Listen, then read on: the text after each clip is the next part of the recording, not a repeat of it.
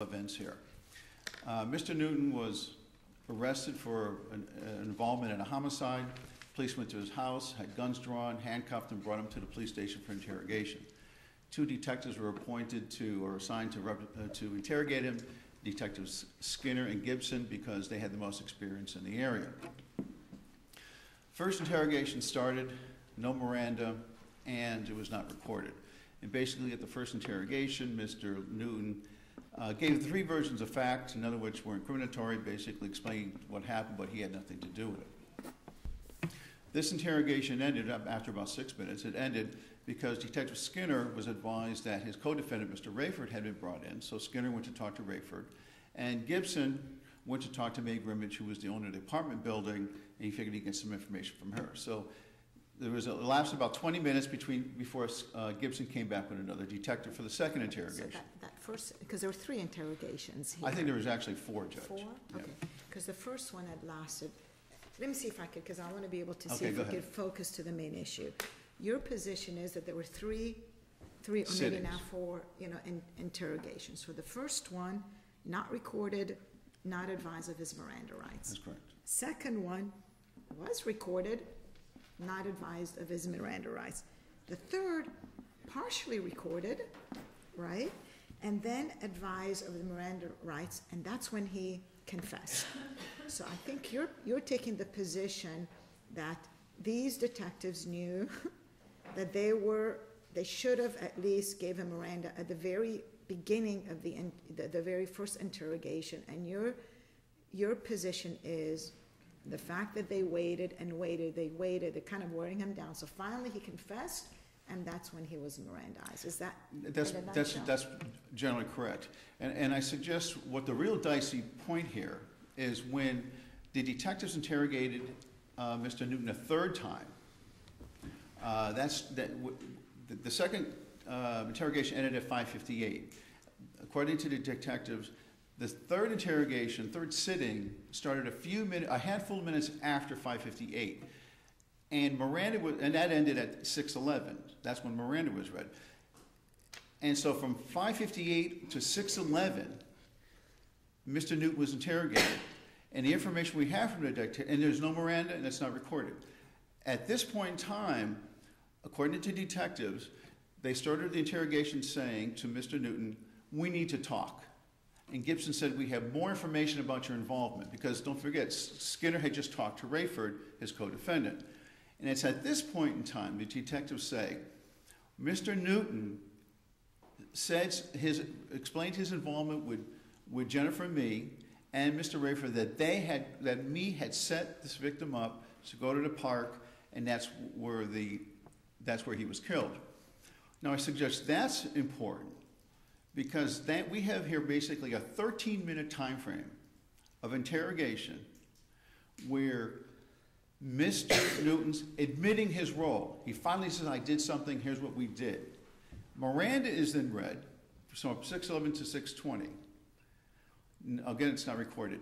And then at 6:20, they finally interrogate him, they put the recording on. But what's important here, I suggest, is the first thing the detectives say to him is, "Okay, you told us about the earlier unrecorded conversation. If we refer back to those 13 minutes where you told us that you, Rayford, and Miss Jennifer Me lured the victim to the park in an attempt to sell marijuana, and of course he died."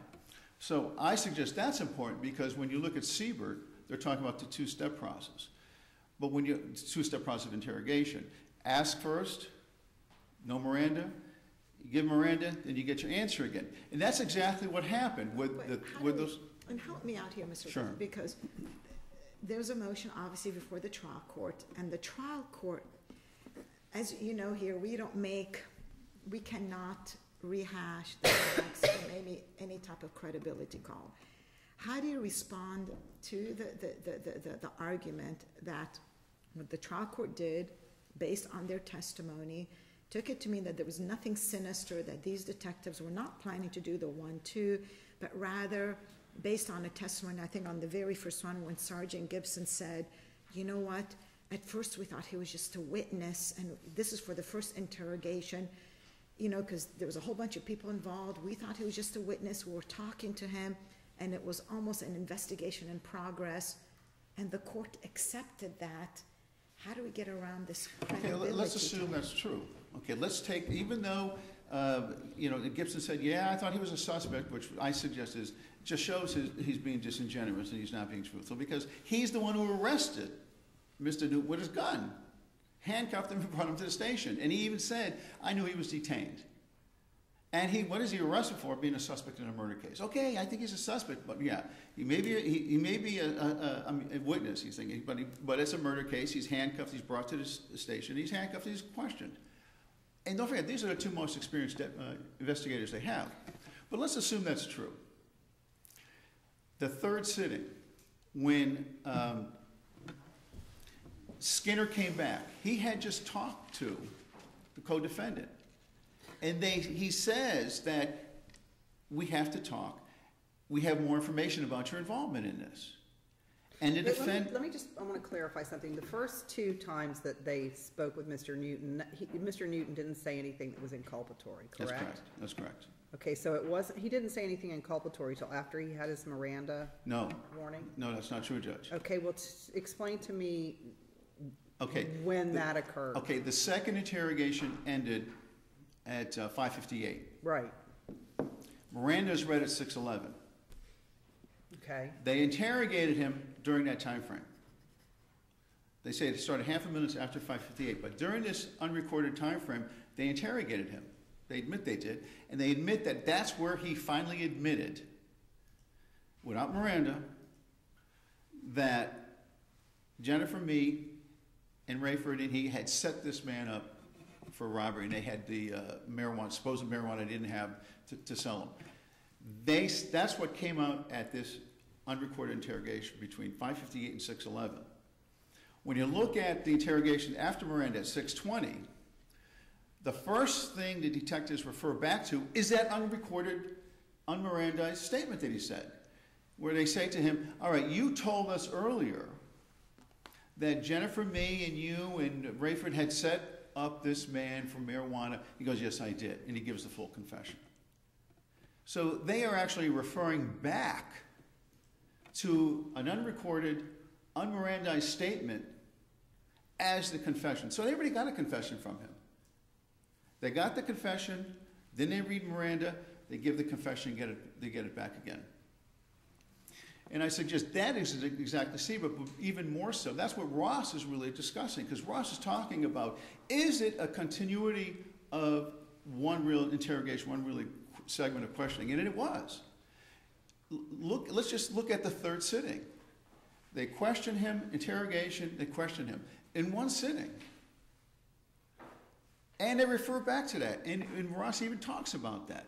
The pre-Miranda and post-Miranda is that one sitting, and I suggest it was. How would the detectives know when they put the recording on it after Miranda saying to him, okay, you told us about this before, and it's incriminatory. Where'd that come from? And that's exactly what Siebert's talking about. I mean, I don't see any other way to look at this with that segment. So I'll reserve the rest of my time. Okay, thank you.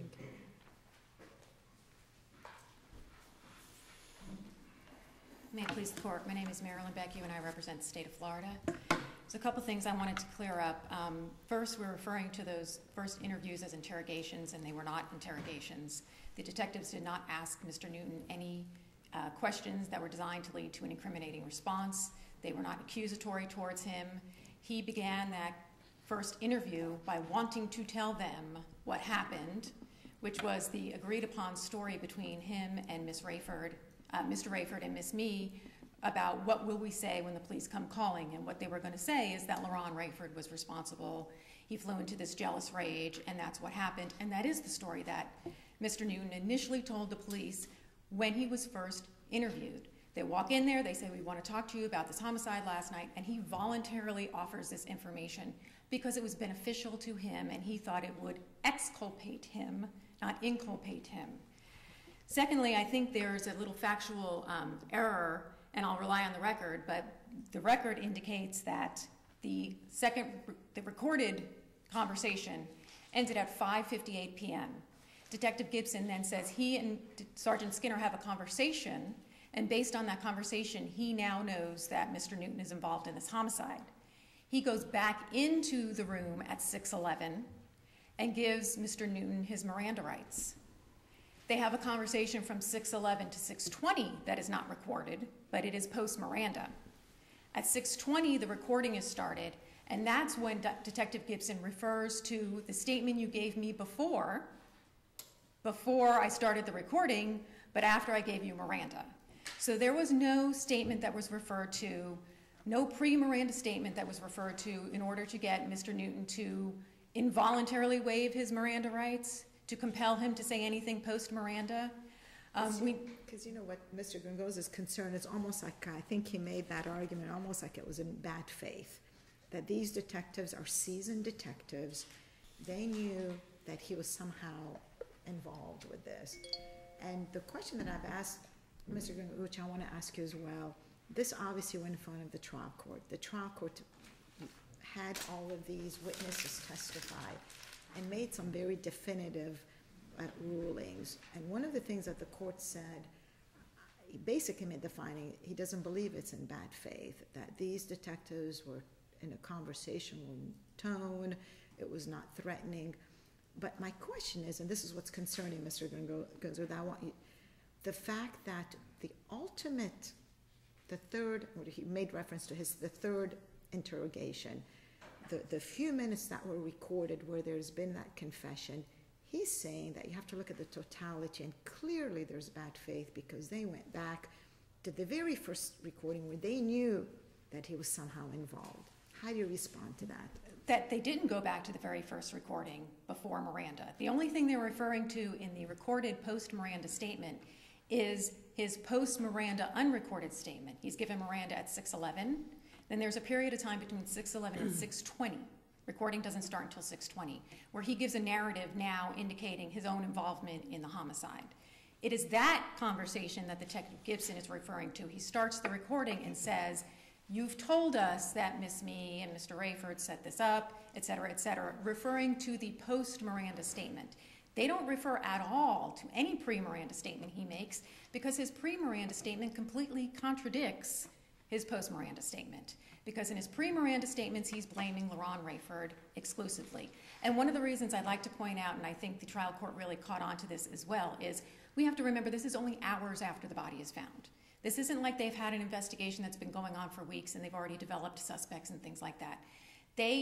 When they first get this phone call regarding LaRon Rayford, Sergeant Skinner says, yes, the information I had was LaRon Rayford is in this apartment with Lamont Newton, and they both were involved. And Sergeant Skinner admits that initially, based on this anonymous phone, or well, it wasn't an anonymous phone call, but based on this tip that they received, he believed that Mr. Newton was initially involved. And they do go, and they take both of them into custody, and they bring them both to the station.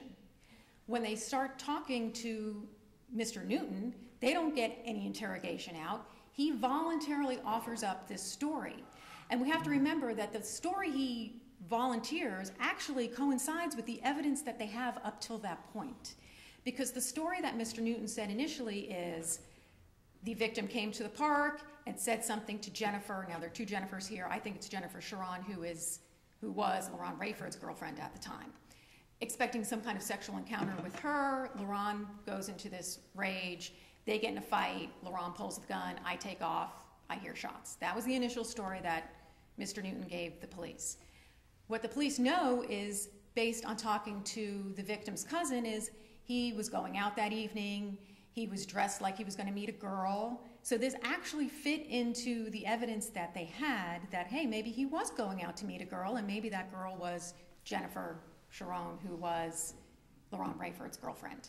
What we later find out is, no, the girl was Jennifer Me, and they set up this marijuana deal with the intent actually to really rob him, and then he ultimately gets murdered.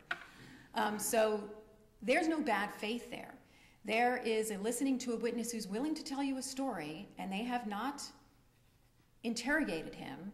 They did not do anything to compel him to give him the pre-Miranda statement. And we know 30 years ago, the United States Supreme Court said, if you have a voluntary pre-Miranda statement that's uncoerced, but inculpatory, incriminating, that's Elstad. He incriminates himself pre-Miranda, but he has a thorough and careful administration of the Miranda warnings. That post-Miranda statement can come in because it cures any problem that you had with the pre-Miranda statement. What we have here is a pre-Miranda, completely voluntary, non-coerced, non-incriminating statement that was not used in any way to get him to waive his Miranda rights or in any way to compel him to make a post-Miranda statement. The real question, and the trial court identified it succinctly, is did Mr. Newton freely and voluntarily waive his Miranda rights? And the evidence shows that he did. The police did nothing to cajole him, to coerce him into doing that, and that's the concern that we have with Miranda. Miranda is not a constitutional violation. Miranda is meant to protect an individual's right not to incriminate themselves. If there is a pre-Miranda statement that is made that is not coerced, that's not a violation of the Fifth Amendment. It might violate Miranda, although arguably it didn't in this case because they didn't interrogate him. He was in custody, but he was not interrogated.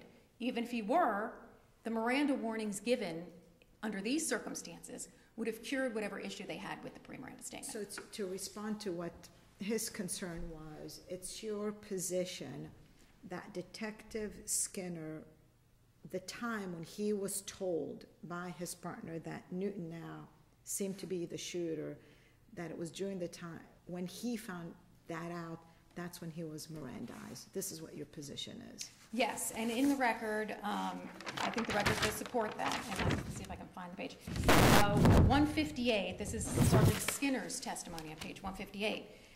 He says, okay, so 558, the initial taped conversation ends, okay? They have a conversation, they meaning Detective Gibson and Sergeant Skinner, okay? Sergeant Skinner now knows that Mr. Newton is a suspect. And he says, we go back in to the interview room where Mr. Newton is. They weren't in the interview room between 5:58 and 6:11.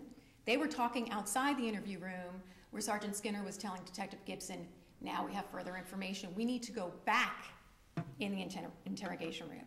They go back in, and at that point, the first thing they say to Mr. Newton is, we now have information that you're a suspect in this homicide, and we're going to read you your Miranda rights. And it was at that time, and that did not happen. In the first interrogation, they didn't suspect him? In the very, very first one, Sergeant Skinner says, yes, I did believe initially when they bring him into the police station that he was a suspect. But before, they didn't interrogate him. When they go to talk to him, he starts giving him this story, and Sergeant Skinner says, wait a minute, now he might actually be a witness because this is fitting in with the evidence. Remember that he knows the victim was going to see a girl, all those kinds of things. So at that point, Sergeant Skinner says, okay, well, you know, maybe he's actually a witness and not a suspect. This was hours after the body is found. This is not days, weeks, months after the body is found. This is hours after the body is found. They don't interrogate him, and they let him tell his story, which is that he was a witness to these events. They don't accuse him.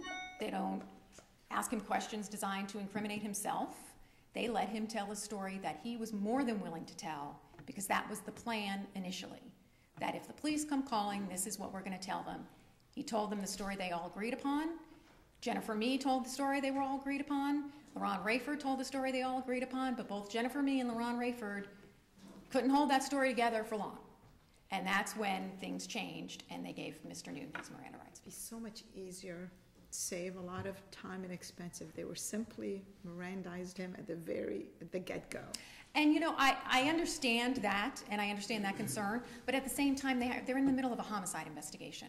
And if they're not interrogating this person, okay, they're not asking him to incriminate himself, and they want to hear what he is voluntarily telling them because it might help them solve the crime, if he chooses to voluntarily tell them a story that's not incriminating or tell them a story that is incriminating, as long as the police aren't doing anything to compel him to do that, then there is no Miranda violation.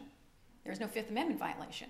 So I don't think we can ask law enforcement officers to Mirandize every single individual who comes into a police station if they are not both in custody and under interrogation. There's no doubt Mr. Newton was in custody, and the state's not going to argue in any way that they're not. Right, he absolutely was in custody.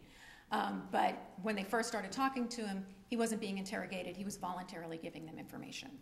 And they weren't going to stop him from voluntarily giving information because they had a person who had just been killed, and they wanted to find out what happened.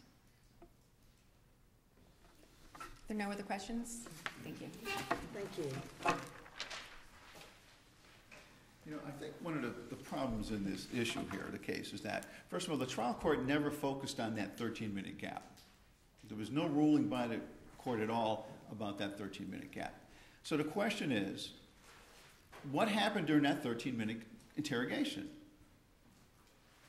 They did interrogate him. Which 13-minute gap are you talking about? I'm sorry, Judge? Which gap are you talking From about? 5:58 to 6:11. The testimony is that from the third sitting, let's say sitting, started a handful of minutes after 5:58. And here is what Deputy Gibson said at the beginning of the recording. This is found in that transcript, volume 1, page 90. Now, this is after they've read him Miranda. So what really happened during that 13-minute gap without Miranda? Did they get information from him? Well, they say, first of all, they said to him, we have to talk. And they say, we have new information. And they say that this is when Mr. Newton talked about Jennifer Mee. Well, here's what they say at the recording after Miranda. This is the first thing they say to him. We received some new information, and you added some new things to your previous statement. Well, what exactly is it he added to his new things to his statement without Miranda? This is what he says. And they are the fact that it appears as though your girlfriend actually lured the victim over to the area where you guys were. Is that correct? He says, yes, sir. They got that information from him, plus more information during these 13 minutes, and he wasn't Mirandized. And they are now using that in the recorded Mirandized statement. So that's exactly what Siebert is. Get a statement, Mirandize, have them restated. And there's no explanation from the court. There was no addressing of this. You're citing Siebert now, but I think wasn't in your reply brief you completely disavowed, like, that this case had anything to do with Siebert? And you were sort of chastising the state for even raising it? What I was saying was this, Jeff. What I was saying was this.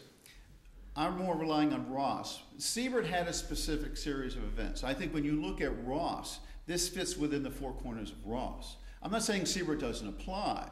What I was saying in the brief was, well, because the state saying this doesn't even work with Siebert. Siebert doesn't apply here. And I'm saying, well, even if Siebert doesn't apply, Ross does. I'm not saying Siebert doesn't apply. Maybe I didn't make that clear. But if the court looks at Ross, this is exactly what they say in Ross. You cannot have a continuing interrogation and questioning pre and post Miranda the same questions. That's exactly what they did here. And I suggest that the whole problem is that there was no focus on these 13 minutes by the court. What happened there? And we know that he was interrogated, and we know they got incriminating statements from him, and we know he restated that after Miranda. That is Ross, and that is Siebert. So I do think Siebert applies. So, thank you very much. Thank you. Thank you. Thank you, Bill.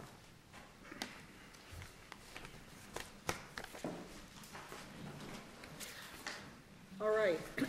Our next case this morning is Florida Audubon Society versus Sugar Cane Growers Cooperative of Florida.